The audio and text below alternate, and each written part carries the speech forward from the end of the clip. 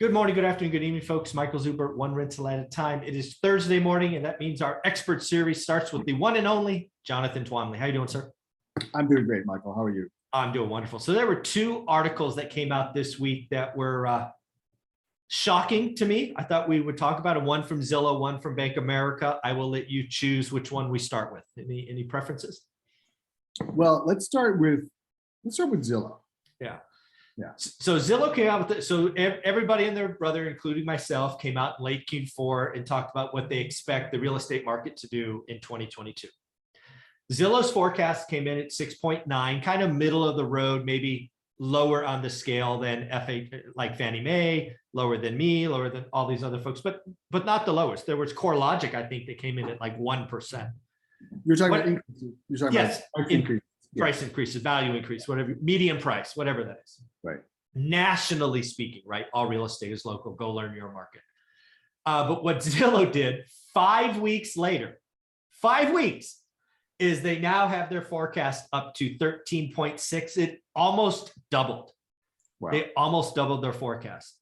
Now, let's first be clear that Zillow doesn't have a great track record of predicting prices, right? They lost a bunch of money doing house flips and overpaying, right? I think they made an error again. I think they have looked at the Q1, which I've been telling people is going to be abnormal. Low supply, lowest on record, increased demand because everybody on the sidelines wants to rush in. We're going to have a lot of buyer regret and all of these things, but still transactions will get done. And then I think the market slows down from there. Zillow, once again, is going, the world that we are in now will continue for 9 months, which I don't agree with, but that's what their math says. And now they're predicting 13.6 nationally, which frankly, I think would be unhealthy after 2 years of record growth. So what do you think about 13.6? And what do you think about doubling it in freaking 5 weeks? Yeah, well, I bet that part of their algorithm is the inflation numbers. And I bet that that's probably the number that changed for them, right? Maybe. And so they've now decided that everyone's going to rush out and try to buy a house or to take advantage of inflation or to beat inflation, depending on how you look at it. So that would be my guess as to what has changed for them, right? Yeah, that would make sense. I have zero faith in Zillow's algorithm. However, I do not agree with them. Yeah, right? Because as we have been discussing now for a long time, and we've got, the second article we'll talk about will explain why this is, but as interest rates go up, it is going to make houses less affordable. It's going to make commercial real estate less affordable. And that is going to reduce demand. It's just simple supply and demand, right? So if it's cheaper, people want more of it. If it's expensive, they want less of it. And you have to believe that there's no limit. The run up has been caused by people believing it's going to continue to go up, so they need to get in. It's sort of like a self-fulfilling prophecy where more people pile in, worrying it's going to go up, which forces the market up.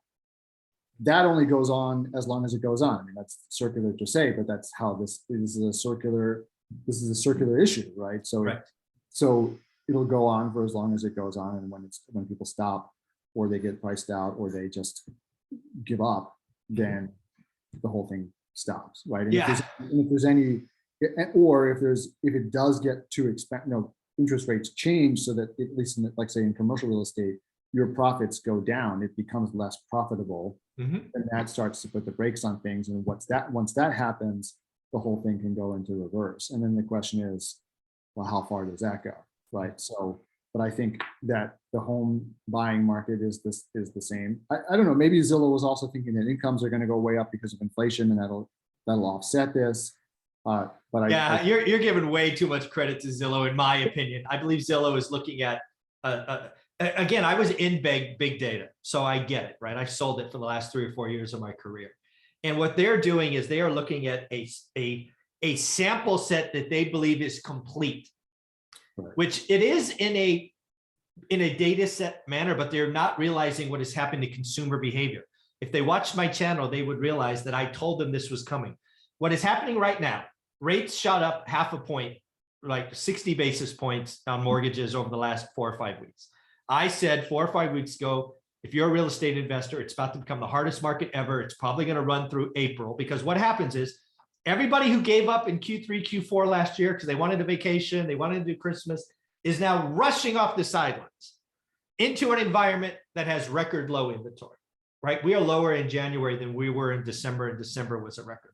What they're not realizing is this soup, which is feeling very much like April of 2021, which was the best flipping market ever, is going to run out, because these people that are running off the sidelines will either get a deal or not and be priced out. And you're not pulling on the new people because now their rates are here and prices. So there's this little window, and in real estate, it's weeks. It's not like stocks where it's minutes or hours.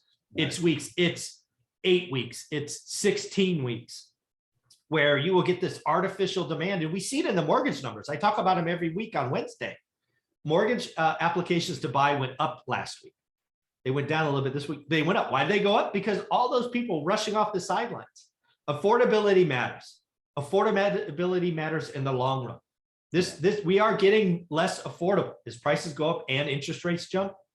Demand is coming down, and Zillow's just wrong again. They're looking at this little window and they're extrapolating their whatever. It's just wrong. Yeah, they're just extrapolating it indefinitely into the future, which is what wrong people tend to do, right? So they're not looking at it dynamically the way that you are. Yeah, so, whoever's coding your algorithms, you need to talk to somebody who's been in the market more than 7 seconds. All right, so there's Zillow. Zillow, you're wrong again. Let's talk about Bank of America. They came out with an interesting headline that kind of shocked me. Why don't you talk about it and kind of share it? Well, this is kind of why Zillow is wrong, right? Yeah, well, exactly. Well, one of the reasons. Yeah. I mean, yeah, well, this is also a prediction too, so we don't know if this will turn out to be right. But Bank of America is predicting a stunning 11 rate hikes this year and next year, right? So 7 this year, 4 next year, taking the Fed rate to 2.75, right? Which is the highest it has been, well, in a decade, right? So yeah, 275, yeah.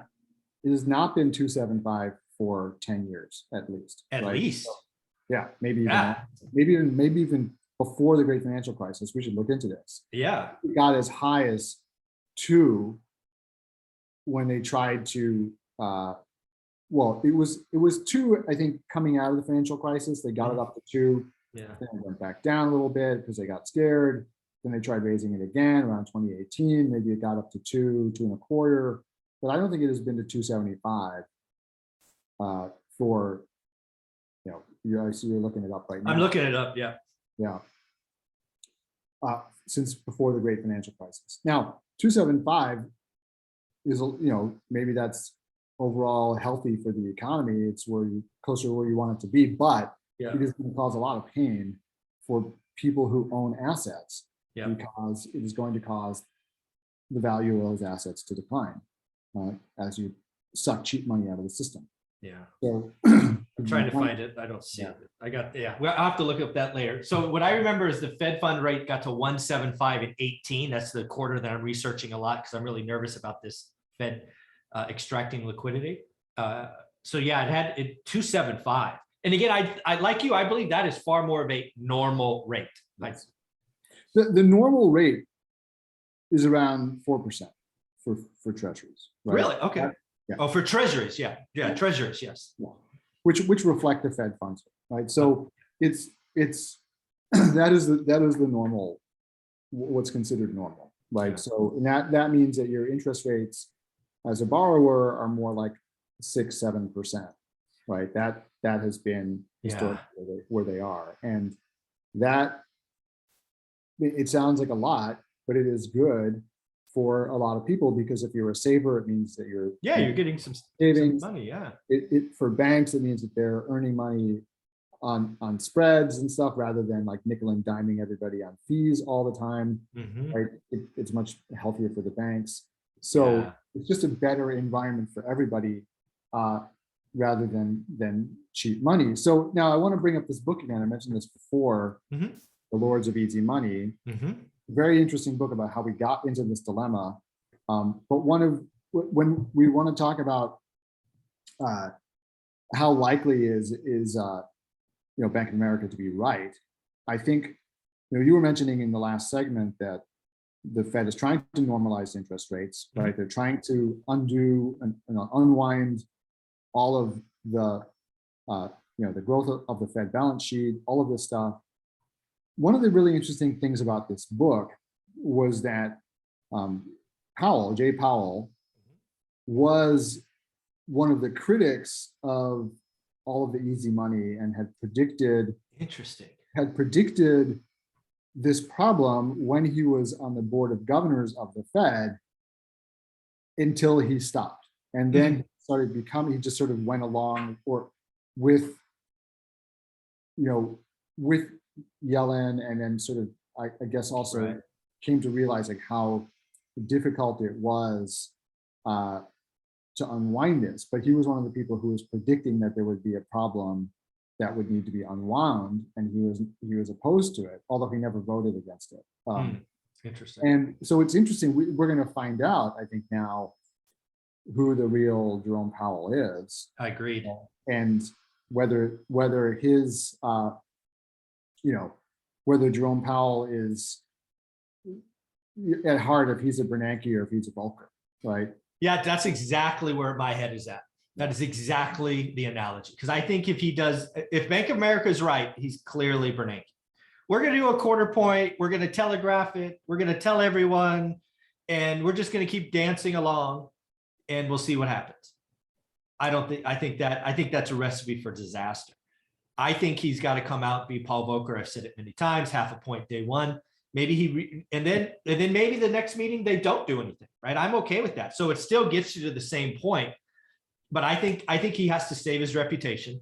I think he has an ego more than like all of us have, right? He doesn't want to go down in the history books as transitory. Right now, if you're going to write his story in the finance rags for decades from now, like we talked about Volcker, he is going to be transitory guy, and he hates that. Well, it's interesting too, this book. I mean, one of the things that this book argues is that, that Powell was behind trying to normalize in 2018, right? Interesting. And well, because he was Fed chairman at that point. He was right.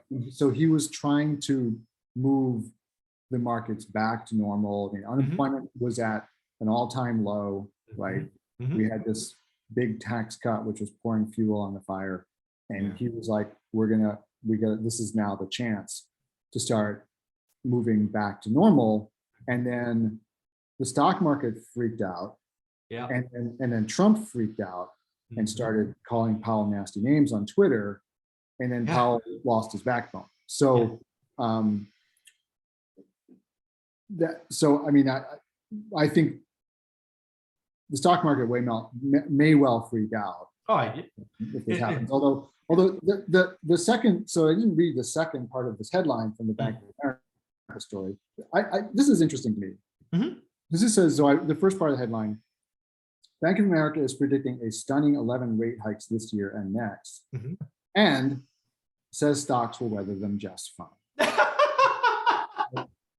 So, some stocks will, like bank stocks, sure. Oh my God, utilities. Oh my goodness. So that, this is interesting to me because it's funny. Is Bank of America trying to sort of jawbone the markets into not freaking out because it's in Bank of America's interest, of course, on various of course it is fronts, not to have the markets freak out and to have interest rates be higher. Yeah, of course it is. Yeah, again, Bank of America. I mean, again, right? We talked about the dominoes falling, I think, in episode 1, and I mean, if they fall long enough and big enough, it leads to a recession, and probably a really nasty recession. And then you have bad debt, reserve for bad debt going up, and it could get ugly. It could. Yeah. So, well, so what if we let me ask you this. This wasn't planned. Sure. But, so if you believe that that's where the markets are going, they're heading for a crash, what do you invest in? What do you do? Or do you go into cash and you say, hey, I'm going to be liquid and get ready to buy cheap stuff? Well, I think my activity over the last 9 months speaks to just that. I have gone back, and again, I've invested for so long that I remember when banks got tight. So what did I do over the last 9 months? Every commercial debt that I had, I got on 30-year money. That was step one. So I found a non-QM lender that took my apartments and put them on 30-year money. I paid in the fours for 30-year money because again, I don't want any rates adjusting between now and 2025. Not my game. So that was step one. Step two, I went back to some assets that I purposely paid off and did 50% cash out refi. So still really conservative, but I raised dry powder. And I'm willing to sit on that cash for up to 2 years. And if I don't find any deals, and I mean deals, I will stroke a check and pay off the debt. And so listen, I think people really should be paying attention to what you're saying, because this shows that you are not afraid of inflation. Right? Not at all. You were, so even at 7.5%, Mr. Michael Zuber is not freaking out about cash. He is raising cash because he knows that, so let's say 2 years of 7.5% inflation, you lose 15% of the value of that cash. Totally you invest in assets at a 20 to 25% discount, you're up by 10 points, right? So, and I've been saying this for years, and people just laugh at me and told me I was stupid. And I get it all the time. Yeah. And Ray Dalio says cash is trash, and like all this kind of stuff. Mm-hmm. And frankly, the only way you get to take advantage of bargains is if you have cash. I've done this. I bought an 18-unit building in the last crash for 0 down because I had the liquidity and the track record, and I could take on a project. I bought that building for 50% off. Yeah. Got the bank president to give me a loan for the exact balance. The only thing I had to do, Jonathan, was escrow 50 grand, which I would have done anyway because the building was trash. He just wanted me to have it there. Fine, no big deal. Stroke a check. Over 6 months, the money's absorbed. It would have been spent anyway. Thanks for a building that's now worth, 2 and 2, 3, 4x what I paid. And cash flow is like a monster because the debt's so low. I mean, I've mentioned him before on this show, but there's an investor not as well known as people like Warren Buffett, but Seth Klarman, mm-hmm. who has produced just extraordinary returns over the course of his career. He has a book that is out of print that costs you $1,000 to buy on Amazon. Oh my goodness. A copy of it because people want it so badly. Seth Klarman is, at any given time, his fund, which has made these extraordinary returns, is 35 to 50% in cash all the time, always. Yeah. And that's why he's successful, because he has the dry powder available anytime a buying opportunity comes up, and he buys stuff at deep discounts. He's buying everything on sale. Right? Exactly. Money to do it. Yeah. And that's been the key to his success. So exactly. You have, as I've always said, cash is an option on opportunity, right? Cash is an option. It is not trash at all. Now, I agree. Not saying you necessarily want to be 100% in cash, right? But but the idea that like you should have no uninvested cash other than like the emergency fund is just ridiculous if you're an investor, right? Agreed. Yeah. Agreed. Yeah, so this is really interesting. So as far as Bank of America's call, I certainly hope we have more Paul Volcker in Powell. I could see us getting to 2.75 by the end of next year, which was really Bank of America's call. I just don't see us getting there in 25 basis point increments. At least that's not my hope. So it's going to be interesting. Yeah, I mean, if he does want to nip this inflation thing in the bud, they do have to take aggressive action and signal to the markets that they will, which is what Paul Volcker did. The Bernanke kind of rule gave people too much time to scream about it, right? Exactly. And so, but we will see. Yeah, people don't realize Paul Volcker. I read about Paul Volcker 4 or 5 months ago when I was trying, because again, I've been calling for half a point for a while. Paul Volcker did the unthinkable. He raised half a point over a weekend. Yeah. Folks, this is not some orchestrated event that happens, 7 scheduled days a year. He can do it whenever he wants. Volcker did it over the weekend. You don't think he was trying to do something to shock the system? No. Come on, Jerome Powell, 7.5% today, buddy. You got to save your reputation and save us. So, Jonathan, this is always a lot of fun. How can people find you? So a number of ways. If you want to invest with me, you can go Google Two Bridges Asset Management LLC and fill out my investor form and get on my investor list. You can also find me on Facebook in the multifamily investment community. Join my Facebook group with about 12,000 people in there at the moment. And you can also go get on my mailing list, my general mailing list, by downloading my free ebook, which is called How to Buy Your First 100 plus unit property with other people's money and get paid to do it, which is all about how you syndicate deals basically in one checklist. That's awesome. And you can get that at multifamilylaunchpad.org. Very cool, Jonathan. Thank you for your time. Yep.